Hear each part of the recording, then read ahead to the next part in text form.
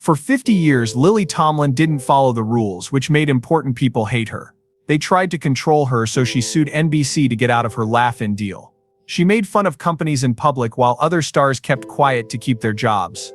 Because coming out would have killed her career, she lived with Jane Wagner in secret. At 85, she is now telling everyone about the death threats, making a blacklist. The people at the Times tried to hurt her. She is not making us laugh with what she is saying. What it's about is a war no one knew she was in. For Lily Tomlin, September 1, 1939 was a very important day. They moved from Paducah, Kentucky to this area during the Great Depression in search of a better life. Guy, her dad, got a job in a factory. That's what her mother, Lily Mae, did for a living. In Highland Park, they lived in a simple house on Louise Avenue. It was a rough area, full of industry workers and families from the working class. Lily grew up in a world where people had to work hard to stay alive. Her parents were Southern Baptists, and she went to church often, even though her beliefs changed over time. In the end, her younger brother Richard moved in with them, making their small house in the middle of Motor City complete. Between the 1940s and early 1950s, Detroit was a city full of life and change. The war was over. People came to the city to work from all over the country. That meant the streets were full of people with different voices, stories, and styles. Lily began putting on shows in her backyard when she was only 6 years old. She came up with skits, made outfits, and got her brother Richard to act in them. These weren't just silly games for kids. She was interested in people and was watching how her neighbors moved, talked, and acted.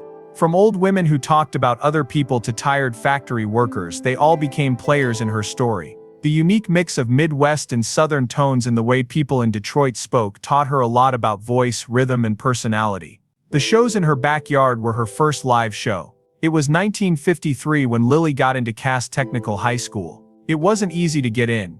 You had to do well on tests and get good grades. Cass was not like any other school. There were unique labs, workshops, and even a concert hall in that big, beautiful building. Over 3,600 people went there, but Lily stood out. She was smart and interested. At Cass, students had to pick specific subjects to study, which is a lot like picking a major in college. That taught her how to focus and follow rules. She hadn't thought about becoming an actress yet, but the focus she learned there would help her for the rest of her life. She finished from the same school in 1957 as Diana Ross and Jack White, who went on to become famous. Lily's shows were different even when she was a kid. It wasn't just a copy. She turned into the people she saw. The mailman, the woman at the corner store, and the loud neighbor upstairs. Her jokes were based on real events. Richard, her brother, often didn't want to be her partner, but he did. More kids began to come to their outdoor shows. What started out as fun changed into practice. It gave her a place to make up characters, try out different voices, and learn how to time her lines. She was more than funny, she was clear. She paid close attention to everything and made everyday events seem amazing. Detroit was doing very well after high school. Factories were hiring people. A lot of her friends stayed, but Lily had other plans. She started studying biology when she started at Wayne State University. Her goal was to become a doctor, which is a safe and well-known job. People from working-class families did it, but in her second year something changed. She tried out for a school play on a whim. The thrill, the freedom, and the link. It felt right in every way. She changed her major to theater. The honest choice wasn't the safe one. Making that choice was the start of her real journey. It was between 1959 and 1965 that Lily did small jobs around Detroit. She did shows in coffee shops and bars, sometimes 5 a night, but she only got $15 to $25 each time. She didn't want quick laughs though. She told stories instead of short jokes like other entertainers did. Her funny stuff was slow, careful, and had many layers. She played different roles, like a girl yelling at her parents. She based her characters on real people she knew as a child, like a nosy neighbor and a stressed-out phone operator. It wasn't just funny, it was also kind of her. But it wasn't what the club owners were hoping for. Lily kept going even though people weren't used to this kind of humor. By 1965 she had reached her limit. Detroit could not go any further with her. She moved to New York City with only $200 in her pocket. She moved into a small room on the 5th floor of a building in the East Village that cost $60 a month. Her only way to make money was to work as a waitress at Howard Johnson's. It was hard to get money. She got by on coffee and bagels some days. They didn't have subway fare, so she walked everywhere. She used all of her free time to try out for roles. The answer was no most of the time. She did shows everywhere she could between 1965 and 1966. The Improv and Café Au Go-Go. She sometimes played for 10 people in small smoky clubs. But the characters were already taking shape in those early sets. Ernestine, the rude person who answers the phone. 5-year-old Edith Ann who likes to make jokes. People who ran clubs thought her style was weird. They told her to wear sexy clothes, smile more and act more like herself. Lily wouldn't listen when an agent told her to talk about getting married if she wanted to work. She kept acting the way she did. Or else she would make 40% less than other women comic book artists. The industry had high standards. In the 1960s, most female comics were expected to make jokes about dating, weight, or not having luck with love. Lily wasn't interested in that though. She didn't want to be just another pretty girl who told jokes. She wanted to be the people in her stories. Sometimes they were men. They were sometimes kids. They were always real. The business world was scared. They were not sure where to put her. Things began to change in 1966 though. She got a job on the Gary Moore Show. TV gave her a chance to shine for the first time. Her natural ability was what made her stand out. There were times when she played a part so well that it was like she was a real person. She wasn't just joking around. People in the business saw that she was becoming well known. Not long after that, she got a job on the Gary Moore Show for the season of 1966-1967. It wasn't a big hit for long, but it changed Lily's life. She was finally getting paid to do what she loved. Not only were her jokes funny, they were also unique. There was a time when she danced without shoes on and put taps on the bottom of her feet. That strange moment said everything about her style. It was unexpected, creative, and hard to ignore. She seemed more trustworthy because she worked with Gary Moore, who is a TV star in his own right. It also proved to the directors that she was more than just a stand-up comedian. She could do a lot of different things. Stand-up comedy in New York's comedy clubs kept her sharp between shows. She used places like Café Au Go-Go and the improvisation to work on her art. She would take the subway from the Lower East Side, rent a $10 limo just to make a grand entry, and wear a fake white fur from a thrift store to clubs to look glamorous. It had nothing to do with money. It had to do with getting people's attention. She even worked during the day at Howard Johnson's and announced herself over the intercom as Waitress of the Week. She found humor in daily things. This was Lily. She was always acting, watching, and making up her next role. She started to say no as she went up the ladder though. She turned down parts that would have paid well but put her in old norms for women. She wouldn't play the dumb girl, the annoying wife, or the hot sidekick. She watched comedians like Gene Carroll as a child. Carroll told sharp jokes that didn't try to please everyone. Us. She wants the same thing for herself. Lily. She wasn't just making people laugh. She was putting something out there. She wanted to play real people whose words meant something meaningful. In 1969, she almost had a bad turn in her career. She tried out for both Music Scene and Rowan and Martin's Laugh-In at the same time. She chose Music Scene because she thought it was the better bet. The show didn't do well though, so she went back to Laugh-In, which was already a huge hit. When she joined in December of that year, she wasn't sure if she would stand out. But producer George Schletter liked her performance. She didn't use one-liners like the other people did. She played real people as roles.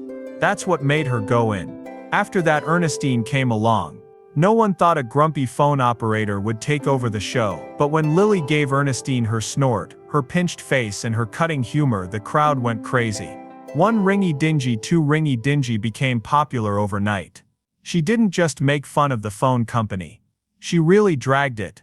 From April to November, will you be at home? She'd grin and ask, joking about how helpless people were to stop the monopoly. The snort wasn't meant to happen. She said that she just clenched her body so hard that it just happened. People begged her to do the voice all of a sudden every time they went food shopping. Then there was Edith Ann, who was 5.5 years old and sitting in a rolling chair that was too big for her. Us. She was giving life lessons and ending with a raspberry. That's the truth. Kids copied it. Mom and Dad loved it. But Edith Ann wasn't just a kid. Her home life was rough. She had a dog named Buster, and she liked a boy named Junior. It was funny, but she also said things that grown-ups were afraid to say. That's what held her together. Tolkien even brought her back for cartoon shows and a book she wrote with her longtime partner Jane Wagner in the 1990s. Even though the roles made her popular, things weren't always easy for her. Laugh-In was a mess. Writers worked quickly to finish drafts. It seemed like the costumes changed all the time, and Lily fought hard to keep her characters from becoming too simple. When George Schlatter left in 1972, the show lost its edge. The producers wanted jokes that would be less dangerous. Lily pushed back. Things were so bad by 1973 that she sued NBC to get out of her deal. She didn't think of Ernestine and Edith Ann as jokes. They were real. "Do you not believe my figures are real?" She said once that they were somewhere out there. "I just copy what they do." People in the business world liked her, but they weren't sure what to do with her all the time. ETN paid her $500,000 in 1970, which was a lot of money back then to be in their ads. Today that's more than $3.7 million. She said no. "Do not, Lily." Ernestine said no. The character would never work for the company she made fun of. It was that important to Lily. She brought Ernestine back on Saturday Night Live for a fake ad years later. "It doesn't bother us. We don't need to. We make phones." She could have made money. Instead, she took the parody even further. Lily Tomlin did something that no one saw coming in March 1971. It all changed when she put out a comedy record called This Is a Recording. It was just her speaking as Ernestine, the rude phone operator whose snort will stick in your mind, and the line, "One ringy dark." She caught it live at Pasadena's Ice House. A lot of people wanted more. It made it to number 15 on the Billboard Hot 200. That had never been done by a female performer by herself, and it wouldn't happen again for over 40 years. You could not just laugh at that record. It was quick, sharp, and brave. When Ernestine called people like Joan Crawford, J. Edgar Hoover, and Gore Vidal who she said as Mr. Vidal, she scolded them all. Tomlin won the Grammy for Best Comedy Recording the next year. She was the first woman to win that award by herself. Elaine May had only won once before, and that was with Mike Nichols. It was made public by the Library of Congress in 2024. The record was kept in the National Recording Registry because it is important to culture and history. Not long after that, in March 1973, she brought her crazy characters to TV with her first solo show, Lily. It was different from other shows on CBS at the time. There aren't any big musical numbers, just honest humor based on characters. That same girl played Ernestine again, but this time she called General Motors. Edith Ann was brought in. Troublemaker who was 5 years old, and she presented Bobby Janine, a lounge organist, who gave bad advice and tried to be cute. A man named Richard Pryor also came. He and Tomlin's pretty lady got stuck in an elevator in one sketch. It was off-putting, strange, and clever. The show was a big hit. In 1974, Tomlin got 2 Emmys. One was for writing and the other was for the show itself. In the same year, CBS rushed out another special with Alan Alda, which also got an Emmy. She then did more shows on ABC, which showed that she wasn't just funny, she could do anything. Then Nashville came along. Tolkien moved from TV to movies in 1975. It was very dangerous. Robert Altman put her in a movie even though she had never been in one before. They made her play Linnea Reese, a church singer with 2 deaf kids as kids. A country singer was seeing her character in a quiet way. It was soft, real, and deep. The way Altman worked was crazy. There are 24 main characters, scenes that run into each other, live music, and no standard plot. Even so, Tomlin was a good fit. She used what she had learned from making characters on stage and TV over the years. The movie Nashville was a huge hit with reviewers when it came out that summer. The movie became well known, and was kept safe in the National Film Registry afterwards. It was Altman's best work and Tomlin's big break. It wasn't just critics who liked her show in Nashville, it put her in the running for an Oscar in 1976 for Best Supporting Actress. For someone who has never made a movie, that's pretty rare. The New York Film Critics Circle and the National Society of Film Critics both liked her work. She was nominated for Most Promising Newcomer by BAFTA. The Golden Globes put her up for 2 awards, New Star of the Year and Best Supporting Actress.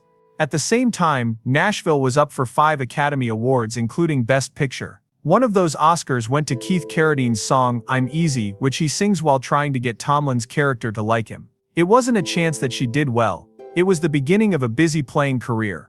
With The Late Show in 1977, she made another big step. She played Margot this time, a woman who was nothing like Linnea. Margot had a lot of different sides to her. The movie was both dark and funny, and her acting was sharp and real. She became known all over the world after winning the Silver Bear for Best Actress at the Berlin Film Festival. She went from being a newcomer to winning Best Actress in a leading part at the BAFTAs, and she was nominated for another Golden Globe. This is her third in as many years. In the same year, she went from being a sketch comedian on TV to a well-known movie star. After that, she was in 9 to 5, All of Me, and then many years later, the independent hit Grandma, which earned her another Golden Globe nomination at age 76. But behind all the shows, something personal had changed everything in a quiet way. She watched a TV movie called JT in March 1971, the same month that This Is a Recording came out. The movie was written by Jane Wagner. She remembered the story. A Peabody Award was given to it. Tomlin was so pleased that she had a friend, they both had set them up. Lily was shocked when Jane walked into her hotel room. After many years, Tomlin said, "In 2 minutes I fell in love with her." Jane had on tight pants, knee-high boots, and a small bag. Lily had to go to work in Chicago, but the link happened right away. For their first date, she came back to New York. Jane had studied art and design, been on tour with a theater company, and worked for Kimberly-Clark before she became a writer. Some ideas and ways of seeing the world were shared by them. Lily said that I can physically make it happen and she can talk about it. They worked together creatively for more than 50 years after that first meeting.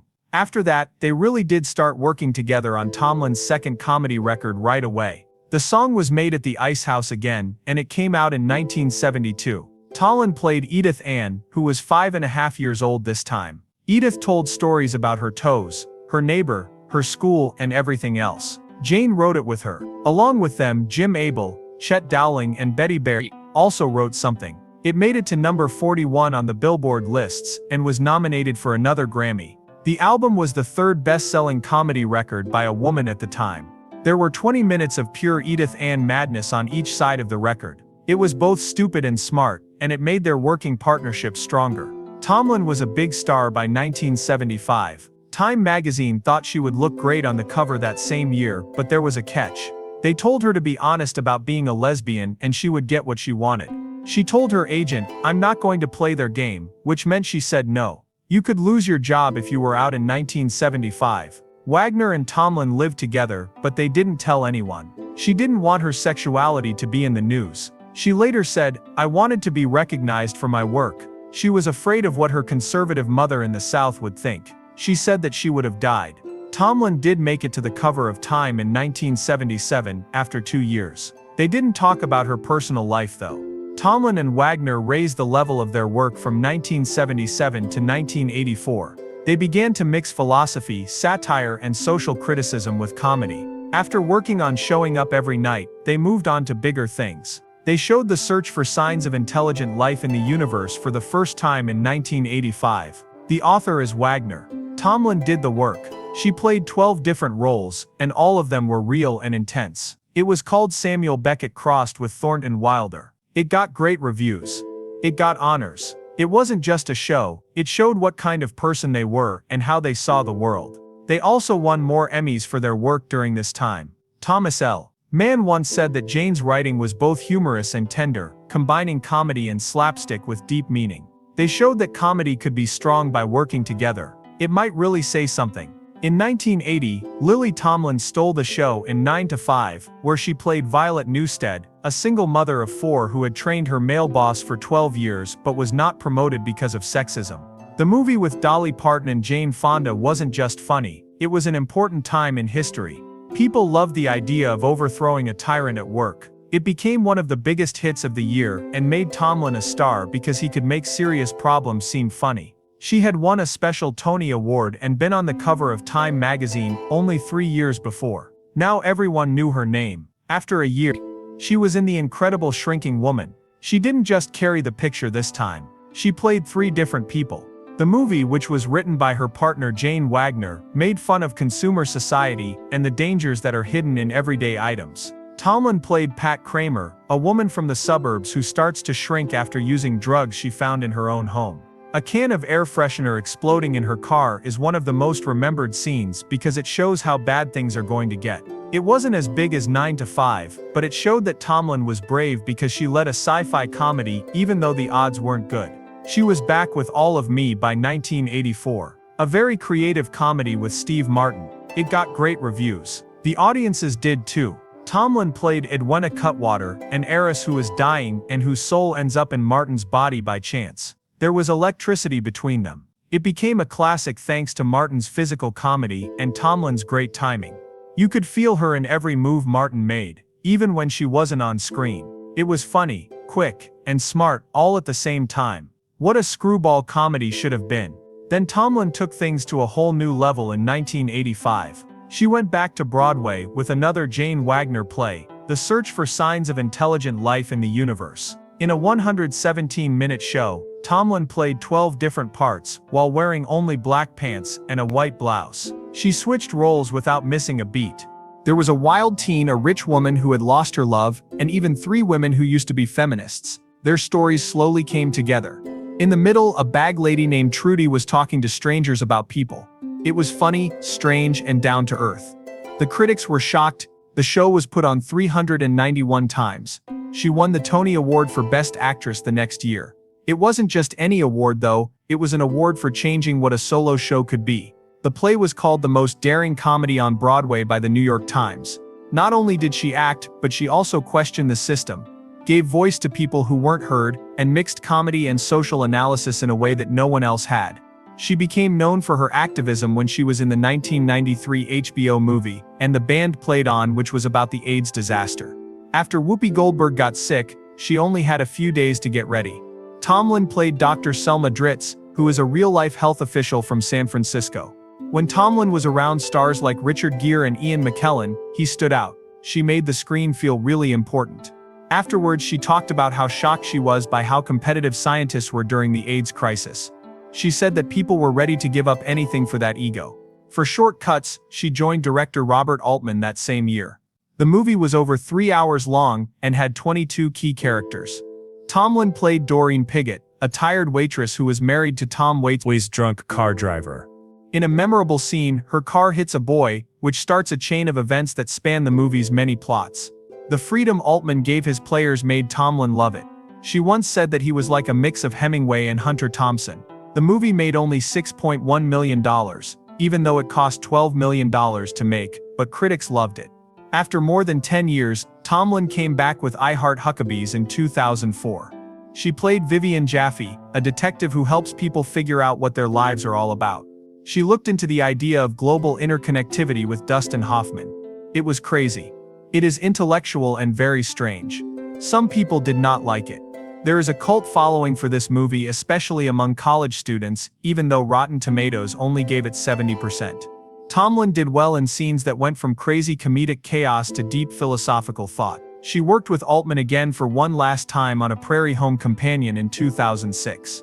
The movie was based on Garrison Keillor's radio show and tracked a made-up last show before the show was shut down by corporate bosses. Tomlin played Rhonda Johnson, who was half of a singing duo with Meryl Streep. They worked together like seasoned pros. It made me laugh, feel good, and be sad. The movie made $26 million, even though it cost $10 million to make. He died not long after it came out. It was a goodbye filled with music and fun. The couple had been together for 42 years before they got married on December 31, 2013. They didn't tell anyone, and there was only a small celebration in Los Angeles. To avoid being seen, they even got their license in Van Nuys. Wagner wrote Tomlin's Grammy-winning comedy album This Is a Recording in 1971, which is when they met for the first time. Their work together on movies and plays over the years made something very rare in Hollywood. A long-lasting relationship for creativity and friendship. To find out the secret, Tomlin said it was love and respect. In 2014, after a year, she made history again. The Kennedy Center honor was given to Tomlin, who was the first artist to say she was gay. Tom Hanks, Al Green, and Sting were among the people who honored her. President Barack Obama and First Lady Michelle Obama made her feel welcome at the White House before the event. It was more than just a big moment in my work. That person was honored for living a brave and honest life. After that came Grace and Frankie. It came out on Netflix in 2015 and matched Tomlin again with Jane Fonda. The show was about two women in their 70s who find out that their husbands are seeing someone else. It was on for 7 years. Fonda played Grace and Tomlin played Frankie, a free-spirited artist who liked chaos. A well-groomed perfectionist. The show talked about getting older, marriage, having sex after 70 and friendship. Tomlin was nominated for 4 Emmys. Some critics liked how it led to talks that aren't often seen on TV and movies. Tomlin and Fonda kept working together after the show finished. They were in 80 for Brady and then moved on in 2023. Tomlin was in the low-budget independent film Grandma in 2015. That turned out to be a big hit. It cost $600,000 to make and was shot in just 19 days. It made $7.2 million at the ticket office. She played the tough lesbian artist Elle Reed, who was helping her granddaughter get money for an abortion. She was nominated for a Golden Globe for the part. It was direct, emotional, and very honest. Some reviewers said it was one of her best shows. It showed a lot of people that Tomlin still had things to say and could say them better than almost anyone else.